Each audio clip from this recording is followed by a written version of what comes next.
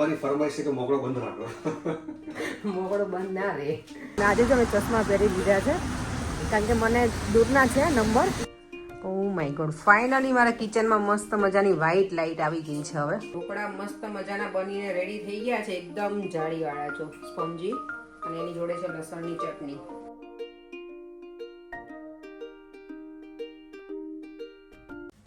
Hello, good morning, જય શ્રી કૃષ્ણ બધાને અને જય સ્વામિનારાયણ. જય સ્વામિનારાયણ, જય શ્રી કૃષ્ણ, હરે કૃષ્ણ. અને જો મારો દેવમ છે ને અત્યારે મોર્નિંગમાં આજે બેસી ગયો છે હોમવર્ક લઈને.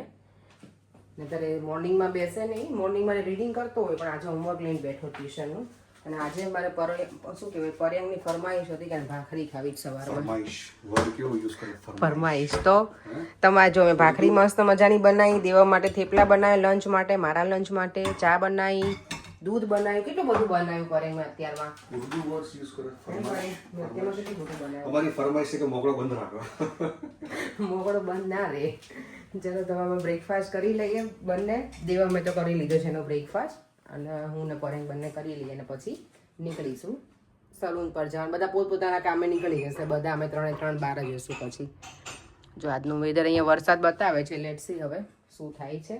અને યસ, જો હું કાલે કહેતી હતી ને, હું આ કરવાની છું ડેકોરેટ મારું મની પ્લાન્ટ, એટલે થોડુંક લાઇટિંગ ને એવું રાખીશ, બીજું તો કાંઈ એક્સ્ટ્રા નહીં કરું. ને દેવમને એ થાય ક્રિસમસ જેવું છે, અને એકાદ બે ગિફ્ટ લાઈન મૂકી દઈશ. નાનો હતો ને ત્યારે બહુ બધી ગિફ્ટ મૂકતી અરાઉન્ડ, ત્યારે મજા આવતી. નાનું વસ્તુ હોય તો ઓપન કરે એટલો હેપી થાય ને. એ ભાખરી, દૂધ અને અથાણું સવારમાં મળી જાય એટલે કંઈ જોઈએ પડે. અને પર્યંગને ચાય નહીં, અથાણું અને ભાખરી. દેવ તે આજ ભાખરી ના ખાધી બેટા? I don't want to. અને યસ, આજે મેં મોર્નિંગમાં જ્યારે જોયું તો મારા ઇન્સ્ટાગ્રામમાં 20K થઈ ગયા છે. તો થેન્ક યુ સો મચ બધાને. અને આમને આમ સપોર્ટ કરતા રહેજો, અને મારી યુટ્યુબ ચેનલને પણ તમે બધા સબસ્ક્રાઈબ કરી દેજો. ખરેખર હું આજે સવારમાં જાગીને જોયું ને તો મને આમ ખુશ થઈ ગઈ કે 20K થઈ ગયા મારા આટલા જલ્દી. કારણ કે હું એટલી બધી એક્ટિવ, હવે મને એવરી ડે કંઈક ને કંઈક પોસ્ટો મૂકતા જ રહેવું પડશે. શું કહેવું પડે? મૂકો અને ખુશ રહો. સારી પોસ્ટ મૂકવાની, ઓડિયન્સને ઇન્ફોર્મેટિવ પોસ્ટ મૂકવાની, એમને લવારીગીરી નહીં કરવાની. ઓકે, હા તો હું ઇન્ફોર્મેટિવ જ મૂકું. કુકિંગ ને મૂકું તો બધાને આઈડિયા આવે ને, બધાનું ડિફરન્ટ હોય. હું કોઈનામાંથી આઈડિયા લેતી હોય, આપણામાંથી કોઈ લે, એવું જ હોય ને. ચાલો તો બ્રેકફાસ્ટ કરી લઈએ અમે લોકો. વાવ, કેટલા સરસ મજાના ફ્લાવર છે જો.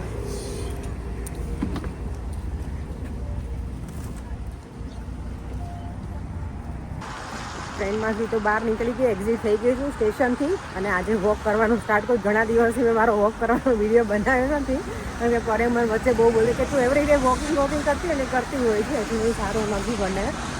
અને આજે જો મેં ચશ્મા પહેરી લીધા છે કારણ કે મને દૂરના છે નંબર, પણ હું પહેરતી નથી. દૂરના મારા નંબર છે ને, તો મને એવું લાગે હું આંખોને છે ને ઘણી વખત વધારે પુશ કરું છું દૂરનું જોવા માટે. આમ આંખો ખેંચાતી હોય ને એવું લાગે, એટલે અંધું છે ને હવે પહેરવા પડશે.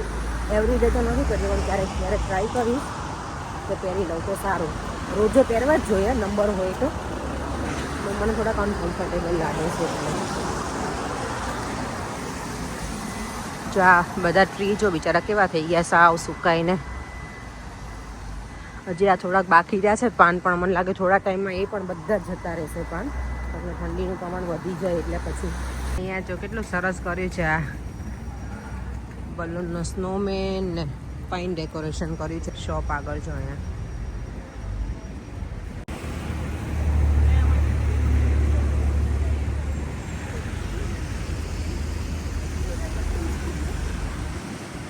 અત્યારે જો અહીંયા 4 વાગ્યા છે અને અંધારું જો,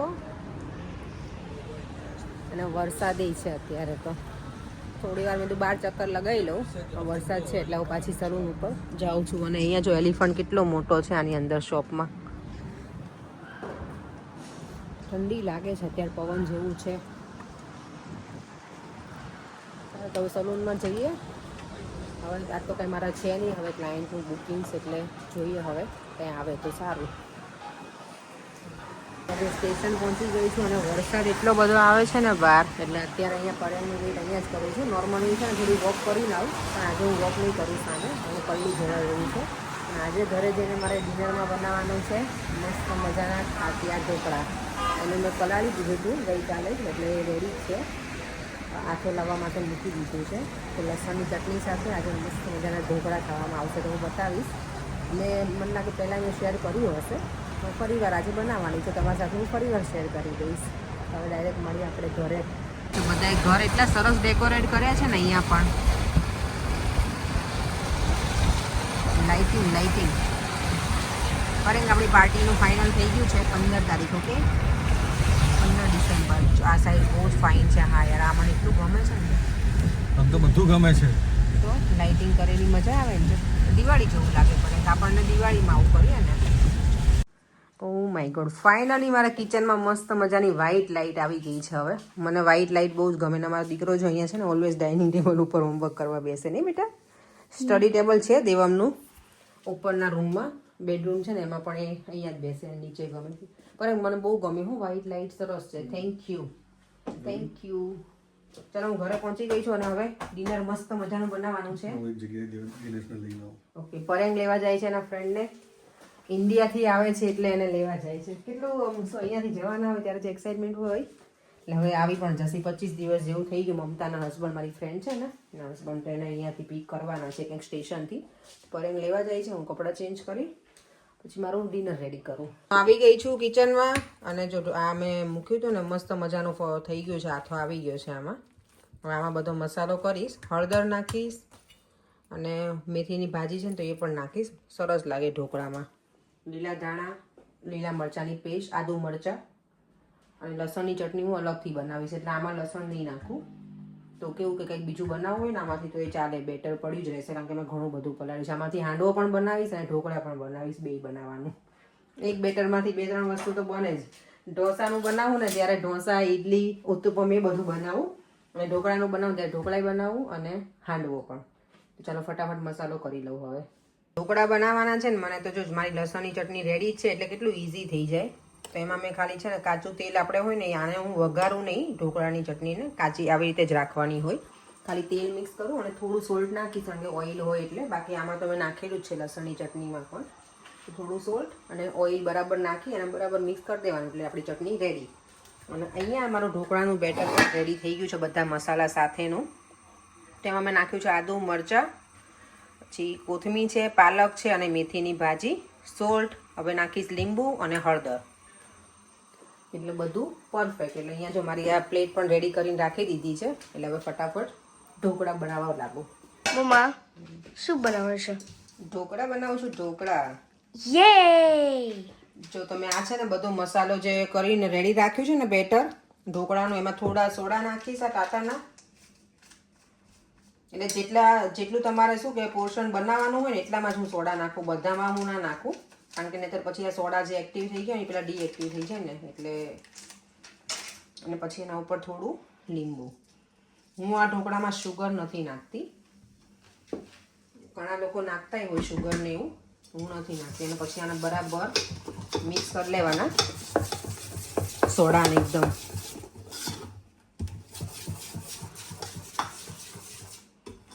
તો બેટર આમાં નાખી અને પછી મેં ઉપરથી રેડ ચીલી પાવડર સ્પ્રિંકલ કર્યો છે. તો બની જાય પછી બતાવું. ઢોકળાની પ્લેટ બનીને થઈ ગઈ છે મસ્ત મજાની રેડી. તો હવે આનો પીસ પાડીને રેડી કરી દઉં. સરસ બને. મને લાગે આજે હળદર વધારે નાખી પડે, કેમ કે પીળા ઢોકળા કેમ નથી, એટલે મેં હળદર થોડીક બરાબર નાખી છે. ઢોકળા મસ્ત મજાના બનીને રેડી થઈ ગયા છે. એકદમ જાળીવાળા છો, સ્પોન્જી. અને એની જોડે છે લસણની ચટણી. કોને કોને ભાવે છે આ ઢોકળા? ખાટિયા ઢોકળા કહેવાય. અમે આને ખાટિયા ઢોકળા કહીએ. તમે લોકો શું કહો આને? અને મેં જે આ ઢોકળાનું બેટર બનાવ્યું છે ને, એમાં મેં રાઈસ લીધા હતા અને મેં બધી જ દાળ મેં યુઝ કરી છે. તુવેરની, મગની, મસૂરની, ચણાની અને અડદની. અડદની થોડી નાખવાની, બાકી બધી તમારે જેટલી નાખવી એટલી નાખવાની. મારે કોઈ મેઝરમેન્ટ હતું નહીં, તો હું એ તો કહેવાનું ભૂલી જ ગઈ. મને અત્યારે અચાનક યાદ આવ્યું ને. તો મને ખબર છે મારા કોઈ વ્યુઅર્સ તો મને કહેશે, પૂછે કે તમે શું દાળને કેટલા પ્રમાણમાં લીધું હતું. બધું લાવો તમારી સાથે હું શેર કરી દઉં. તો દાળ એ રીતે બધી મેં લીધી છે. એટલે આ કાઇન્ડ ઓફ હેલ્ધી ઢોકળા છે. બધી દાળ છે એટલે પ્રોટીન મળી રહે આપણને એમાંથી. અને જો બીજી પ્લેટ પણ બનીને રેડી થઈ ગઈ છે સરસ મજાની. તો ઢોકળા ખાઈને હવે પગ મોકળા કરવા પડશે. મારી મમ્મી એવું કહેતી, ઢોકળા બનાવીને કે ઢોકળા ખાઈને તો પગ મોકળા થાય કે એમ. તારું બધું કામ પડ્યું છે બધું પતાવી અને થોડી વાર હવે રેસ્ટ કરી અને પછી સુવા જઈશું. રેસ્ટ અને ટીવી બીવી કંઈક જોઈશું થોડી વાર, ભગવાનની ચેષ્ટા સાંભળીશું. અને જે વ્હાઈટ લાઈટ થઈ ગઈ છે ને તો મને આમ કંઈક અલગ જ લાગે છે કિચનમાં મારું. અને ઠંડી પણ લાગે છે અત્યારે. ચાલો છેલ્લી પ્લેટ આ બની ગઈ છે. પરેમને છે ને વઘારેલા ઢોકળા બહુ ભાવે. આ તમે થોડીક જ 2 પ્લેટ મેં જેટલા વધારે બનાવ્યા છે કે કાલે હું વઘાર નાખીશ લંચમાં ચાલી જશે. ચાલો તો જમીને ફ્રી થઈ અને હવે જઈશું બેડરૂમ તરફ. 9:30 થઈ ગયા છે. પરેમ ગયા છે બહાર, હમણાં આવશે અને હું જાઉં દેવામ પાસે હવે બેડરૂમમાં. થોડી વાર ટીવી કેવું જોઈશું અને પછી સૂઈ જઈશું. નાઇટ ડ્રેસ પછી ચેન્જ કરવાનું બાકી છે મારો. તો ચાલો હવે વિડીયોનો એન્ડ અહીંયા જ કરી દઉં છું. તો વિડીયોને લાઇક, શેર અને સબસ્ક્રાઈબ કરવાનું ના ભૂલતા મારી યુટ્યુબ ચેનલને. ફરીથી મળીશું કોઈ નવા વિડીયો સાથે. અને તમને મારી ઢોકળાની રેસીપી કેવી લાગી એ મને જરૂરથી કોમેન્ટમાં કહેજો. બાય, જય શ્રી કૃષ્ણ અને જય સ્વામિનારાયણ.